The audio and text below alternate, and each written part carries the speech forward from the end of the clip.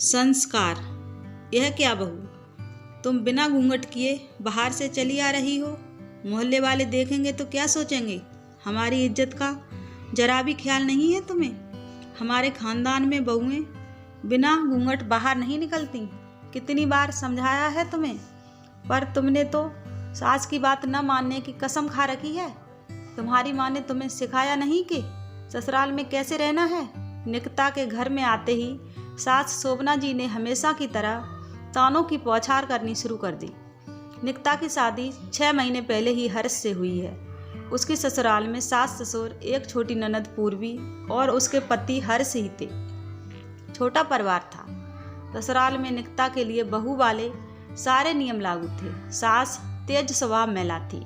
घर में उन्हीं का शासन चलता था। घर के सारे कामों की जिम्मेदारी निकिता को सौंपकर उन्होंने घर के काम से मुक्ति पा ली थी। निकिता ससुराल के माहौल में रचने बसने की पूरी कोशिश करती थी।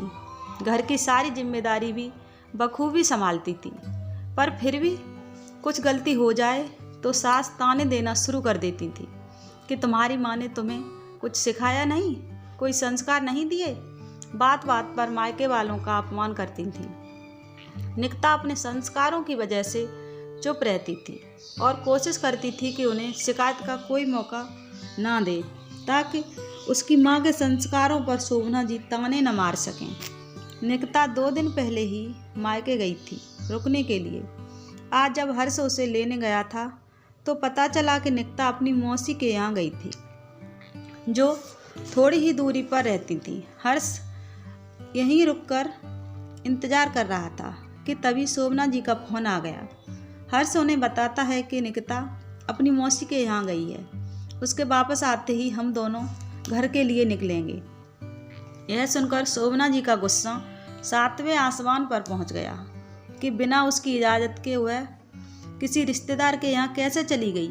फोन पर हर्ष से न जाने क्या बात हुई। हर्ष निकिता को लेने उसकी मौसी के घर पहुंच गया।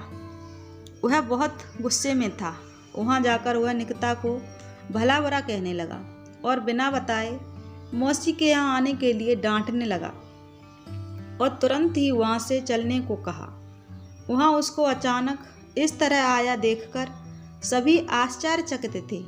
सबने उसे समझाने की कोशिश की तो उनको भी अपशब्द कहने लगा। बेचारी निकिता ने शर्म और अपमान के कारण आंसू नहीं रुक रहे थे। हर्ष उसे लेकर सीधे अपने घर आ गया था। हर्ष के व्यवहार से दुखी निकिता रोते हुए कब घर आ गई थी उसे पता ही नहीं चल पाया था। उस पर घर में कदम रखते ही शोभना जी ने उसे फटकारना शुरू कर दिया। तुम बिना घूंघट चली आ रही हो, एक तो बिना बताए अपने रिश्तेदार के यहाँ चली गई हैं। यही सिखाया है तुम्हारी माँ ने तुम्हें? निकिता, जो हर्ष के बर्ताव से पहले ही बहुत क्षुब्ध थी, आते ही सास के ताने सुनकर उसका सब्र का बांध टूट गया।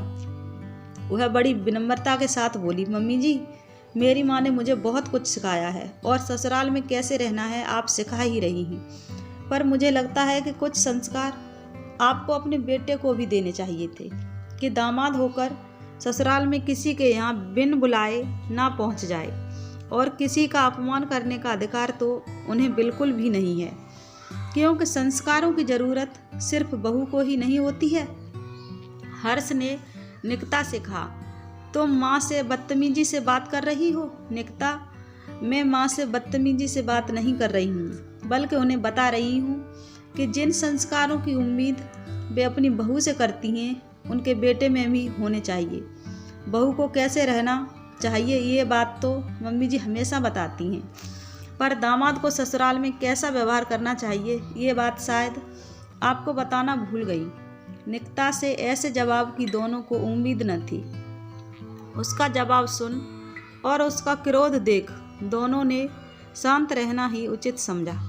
शोभना जी ऐसा दोबारा ना होने का आश्वासन दे अपने कमरे में चली गईं। उम्मीद करती हूँ आपको मेरी ये कहानी पसंद आई होगी। अगर कहानी पसंद आई हो तो हमें कमेंट करके ज़रूर बताएं।